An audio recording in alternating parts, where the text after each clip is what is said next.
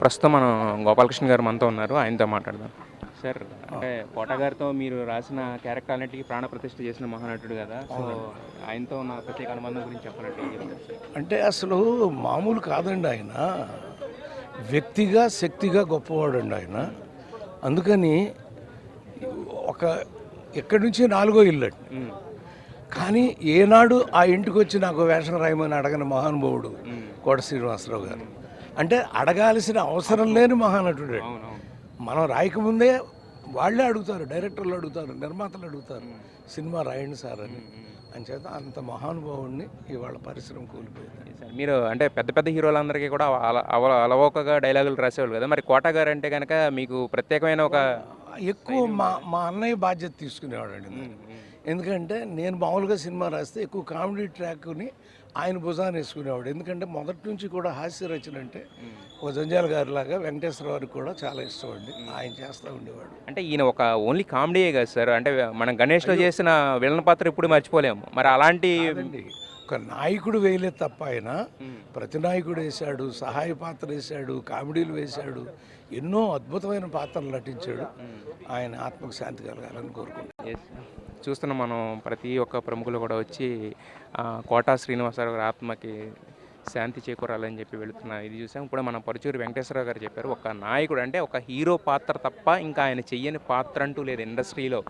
ఒక నాయకుడు అంటే ఒక ప్రతి నాయకుడు విలన్గా చేశారు, కమెడియన్గా చేశారు, కామెడీ విలన్గా చేశారు, క్యారెక్టర్ ఆర్టిస్ట్గా చేశారు, చివరికి హిజ్రా పాత్రలు కూడా నటించిన మహానటుడు అనమాట కోట శ్రీనివాసరావు గారు. సో ఆయనకి బేసిక్ ఇంత ముందు మనం చెప్పుకున్నట్టుగానే పౌరాణికాలంటే చాలా ఇష్టం ఆయనకి. కానీ పౌరాణిక పాత్రల్లో కొంతవరకు తక్కువ సినిమాలు రావడంతో బట్ చేసిన ప్రతి పౌరాణిక పాత్రలు ప్రతి సినిమాలో కూడా కోట గారికి వేషం ఉండాలి అనేటువంటి ఒక ఇదైతే ఉందన్నమాట. ఇక్కడ చూస్తున్నాం ఇప్పుడు మన ప్రభాస్ గారు అలాగే ప్రవీణ్ గారు కూడా వచ్చి ఆయన భౌతిక కాయానికి నివాళులర్పించిన ఇదైతే మనం చూస్తున్నాం యాక్చువల్గా. సో ప్రతి ఒక్కళ్ళు కూడా వచ్చిన వాళ్ళందరూ కూడా ఆయన చూస్తున్నారు, వాళ్ళతో తమకు ఉన్న అనుబంధాన్ని ఒకసారి నెమరు వేసుకుంటున్న సందర్భాలు అయితే చూస్తున్నాము. అంటే మహారచయితని మనం చెప్పుకుంటూ ఉంటాం తెలుగు ఇండస్ట్రీలో. పరుచూరి వెంకటేశ్వరరావు గారు, పరుచూరి బ్రదర్స్ అంటేనే ఒక వాళ్ళ కళానికి పెట్టింది పేరు ఉంది. బట్ వాళ్ళే చెప్తున్నారు, అంటే ఏ రోజు మమ్మల్ని వేషం అడగలేదు, వేషం అడిగేంత ఖాళీ ఆయనకి లేదు. ఎందుకంటే ప్రతి దర్శక నిర్మాతలు అందరూ కూడా వచ్చి ప్రతి దర్శక నిర్మాత వచ్చి ఆయన వేషం ఫలానా పాత్రకి కోట గారు ఆయనకి రాయాలని చెప్పేవారు అని చెప్పి ఎక్కువగా కోట వెంకటేశ్వరరావు గారు ఈ కామెడీ రాయడం అనే దాన్ని భుజాన్ని వేసుకున్నారని కూడా చెప్పిన ఇదైతే మనం చూస్తాం. ప్రస్తుతం ప్రభాస్ గారు అలాగే ప్రవీణ్ గారు మనతో ఉన్నారు. సార్, అంటే నిన్నటి తరం వాళ్ళకి కాదు నేటి తరం నటులు కూడా చాలా దగ్గర అనుబంధం కదా. సో కోట శ్రీనివాసరావు గురించి చెప్పాలండి. ఈ తరం అనేది ఏం లేదండి. ఆయన ఈజ్ లెజెండరీ యాక్టర్. ఆయన చేయని పాత్ర లేదు, ఆయన చేయని సిచ్యువేషన్ లేదు. సో ఎనీ కైండ్ ఆఫ్ క్యారెక్టర్స్ని ఆయన చేశారు. ఇంకా ఆయన గురించి ఏది చెప్పినా అంటే అందరూ పెద్దవాళ్ళందరినీ కూడా తమ్ముడు అన్నయ్య అని పిలిచేవాళ్ళు. సో మరి అంటే వ్యక్తిగతంగా ఎలాంటి అనుబంధం ఉండేది సెట్స్లో? చాలా అండి. అంటే ఒక పెద్ద ఆర్టిస్ట్ అనే ఫీలింగ్ మాకు ఎప్పుడూ లేదండి. నేను కానీ ప్రవీణ్ కానీ సెట్లో ఉంటే కలిసి భోజనం చేయడం, ఇంకా ఆయన ఎక్కడున్నా సరే ఇంకా బ్రహ్మానందం గారు అందరితో పాటు ఆయన అందరినీ కలిపి భోజనం పెట్టడం అలవాటు. తన ఇంటికాడి నుంచి తెచ్చిన భోజనం అందరికీ పెట్టడం ఆయనకు అలవాటు. మేము కూడా ఎక్కడున్నా సరే ఆయన సెట్లో ఉన్నారంటే వెళ్ళి ఆయన దగ్గర కూర్చొని భోజనం చేసే అలవాటు మాకు కూడా. సో అది ఇప్పటి నుంచో పెద్ద లేదు చిన్న లేదు. ఇప్పుడు మేమేదో ఆర్టిస్టులు అని కాదు, చిన్న ఆర్టిస్టులు అని కాదు, ఎవరున్నా సరే ఆయన పక్కన అలా ఉండేది. ఆప్యాయత, అభిమానం అండ్ సూచనలు అండ్ చాలా. సో హీఈస్ ద అంటే ఆ తరం నుంచి చూడని వేరియేషన్స్ లేవు. ట్రెండ్ మారుతుంది, డిజిటల్ వచ్చింది, అనలాగ్ నుంచి డిజిటల్ నుంచి ఈ వేరియేషన్ని అవలేలుగా ప్రస్ఫుటంగా చేయగలిగే కెపాసిటీ ఉన్న ఏకైక నటులు ఆయన. సో ఆయన దగ్గర నేర్చుకోవాల్సిందంటే ఆయన దగ్గర సాన్నిధ్యం దొరికితే చాలు అనుకునే రోజులు అవి మాకు. సో ఈరోజు లేరంటేనే మాకు ఇక we are not digesting first of all. Praveen garu, మరి మీరేం చెప్పారు కోట గారి గురించి? కోట గారితో మీకు చెప్పడానికి ఏముందండి, ఆయన లేని లోటు తీర్చలేంది.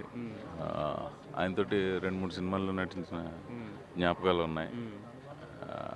అంటే పెద్ద పెద్ద ఆర్టిస్టులు కూడా ఆయన నుంచి కొన్ని టిప్స్, సలహాలు, సూచనలు నేర్చుకుంటూ ఉంటారు. మీరు అంటే ఒక వర్ధమాన కమెడియన్గా ఉన్నప్పటి నుంచి ఆయన చూశారు కదా. సో ఒక 2-3 సినిమాల్లో కలిసి నటించే అవకాశం వచ్చింది. ఆయన నుంచి నేర్చుకున్న అనుభవాలు అంటే ఏం చెప్తారు? అనుభవాలంటే ఎప్పుడైనా నటనలో లోటుపాట్లు అవి చెప్పేవారు. ఆయనతో కూర్చున్న గడిపిన క్షణాలు అవి మర్చిపోలేని. ఇప్పుడు ఆయన మన మధ్య లేరనేది తీరని లోటు. ఇక చూస్తున్నాము ఇక్కడ మనకు వస్తున్న ప్రతి ఒక్కరు కూడా ఎవరు కూడా కోటా గారితో మేము గడిపిన క్షణాలు మర్చిపోలేము. ఆయన అంటే ఒక జస్ట్ ఒక నటుడిగానే కాకుండా ఒక ఇంట్లో ఒక వ్యక్తిగా ఆయన రోజు ఇంటి దగ్గర నుంచి వచ్చిన భోజనం కూడా మాతో షేర్ చేసుకునేవాడు. ఇలాంటివన్నీ చెప్తున్న సందర్భాలు అయితే మనం చూస్తున్నాము. సో ఇలా ప్రతి ఒక్కరు కూడా చలనచిత్ర పరిశ్రమ నుంచి ప్రతి ఒక్కరు కూడా వస్తున్నారు. అలాగే కోట గారు ఇంటికి వస్తున్నారు. అలాగే ఇక్కడ మన అజయ్ ఘోష్ గారు ఉన్నారు, ఆయనతో మాట్లాడదాం. సార్ నమస్తే సార్. నమస్కారం సార్. కోట గారితో మీరు కూడా చాలా సినిమాలు చేశారు కదా. సో నేను చేసింది ఆయనతో చేసింది ఒక 3 సినిమాలు స్వామి. చేయిపోయినా కానీ ఇప్పుడు నాకు నా ఆరాధ్య నటుడు అండి ఆయన. అదే 3 సినిమాలైనా కూడా చాలామంది అనుకుంటారు సార్, ఆయన ఒకసారి కలిస్తే చాలు, ఆయనతో కలిసి కనపడితే చాలు, చాలా నేర్చుకోవచ్చు అని చెప్పి. ఆయన నటనలో ఏంటంటే ఒక లైబ్రరీ లాంటి వారు కదా. సో ఆయనతో ఉన్న ప్రత్యేక అనుబంధం గురించి అంటే ఏం చెప్తారు? ఒక 5 నెలల క్రితం అనుకుంటా కబురు చేశాడు శ్రీనివాస్ అని చెప్పేసి వాళ్ళ అసిస్టెంట్ ఒక ఆయన ఉంటాడు. ఆయన కబురు చేశాడు, సార్ నిన్ను చూడాలంటున్నాడు, మీతో మాట్లాడాలంటాను కానీ నాకు భయం వేసింది. అసలు నేను ఏదన్నా ఎట్లాంటి గొట్టాలు పెట్టినప్పుడు ఏదైనా ఇంటర్వ్యూలో నేను ఏదైనా మాట్లాడాను అది కొంపదీసే అనుకొని అన్ని రివిజన్ చేసుకున్నా. ఎప్పుడు మాట్లాడాలి, ఎందుకంటే నాకు ఎప్పుడైనా సరే ఆయన నటనలో ఆయనే నాకు ఆదర్శం. అయితే అనుకుని వెళ్ళి ఇంటికి వచ్చా ఒక్క 10 నిమిషాలు తెరిపారు, అట్టనే చూశాడు కూర్చొని. ఏంది మనిషి మాట్లాడిందా అనుకున్నా. ఏ ఊర్రా అని అన్నాడు. పలానా ఊరండి అది ఇదని చెప్పా. ఆ తర్వాత ఇకను చూసి ఒకే ఒక మాట అన్నాడండి నన్ను. దాదాపు 1.5 గంటన్నర మాట్లాడాడు. నేను చూస్తుంటే నన్ను నేను చూసుకున్నట్టుందిరా అని అన్నాడు. అని శాలో గప్పి ఆశీర్వదించాడు, జాగ్రత్త టైం నీది అని చెప్పాడు. ఇక అది నాకు ఆ రోజు అల్లాడు అమ్మా, అసలు నమ్మలేనట్టుగా అసలు ఎప్పుడు ఊహించాలి అటువంటివి. చేశాను కానీ ఆయనతో 3 సినిమాలు చేశాను కానీ ఆయన కూడా అప్పుడు కూడా మన రన్ ఫస్ట్ సినిమా ఆయనతో. ఆ టైంలో పోయి పాదాలకు నమస్కారం పెడితే ఎవరు నువ్వు అంట మాట్లాడు.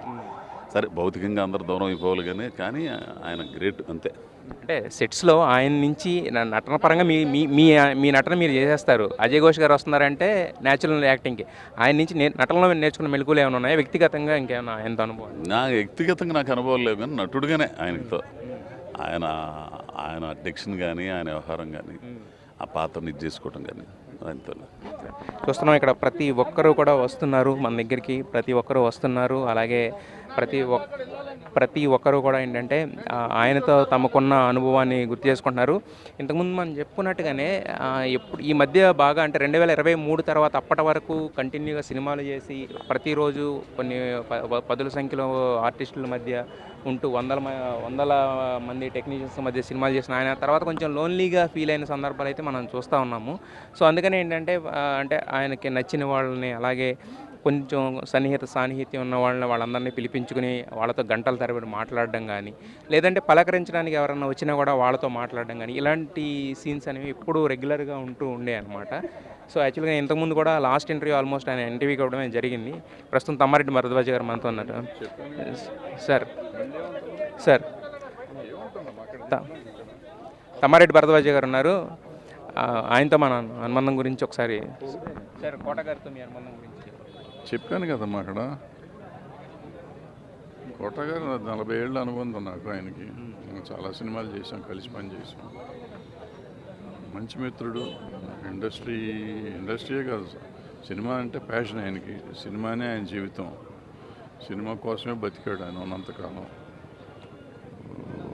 పాజిటివ్నెస్ చాలా ఎక్కువ. నెగిటివ్లు ఏమున్నాయి అనే తర్వాత కానీ పాజిటివ్ సినిమా కోసం ఆయన చాలా తాపత్రయపడ్డ మనిషి.